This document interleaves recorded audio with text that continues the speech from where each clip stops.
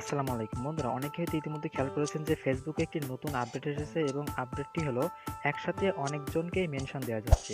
আপনারা তো ইতিমধ্যে অনেকেই মেনশন পেয়েছেন অনেক জায়গা থেকে বা অনেক গ্রুপ থেকে।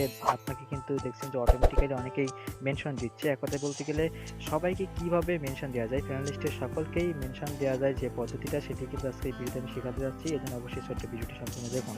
তো বন্ধুরা, যেভাবে সবাইকে একসাথে মেনশন দেওয়া যায় এটি কিন্তু একেবারেই সহজ। আমি আপনাদেরকে দেখাই। মনে করেন যে আমি এখানে একজনকে মেনশন দিব, আমি এখানে আমার ফ্রেন্ডসের সকলকে মেনশন দিব। তো মেনশন দেওয়ার জন্য জাস্ট কমেন্ট বক্সে আপনারা কি করবেন, যে অ্যাড অপশন, যে অ্যাড এটি দিবেন।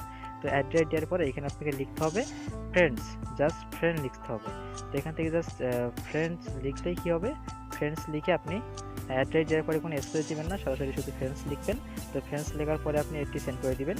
দিলে আপনার ফ্রেন্ড লিস্টে থাকা সমস্ত ফ্রেন্ডসদের কাছে মেনশনটি চলে যাবে এবং তারা যখন আপনার ওই মেনশনে ক্লিক করবে সেখানে কিন্তু এভরিওয়ান লেখা থাকবে, যেটি কিন্তু হয়তো আপনারা নিজেরাও ফেস করেছেন।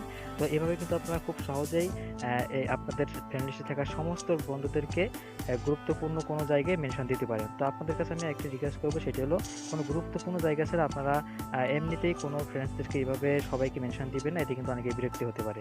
ধন্যবাদ বন্ধুরা ছোট্ট ভিডিওটি দেখার জন্য। কথা হবে পরবর্তী কোনো ভিডিওতে। ততক্ষণ ভালো থাকবেন, সুস্থ থাকবেন। খোদা হাফেজ।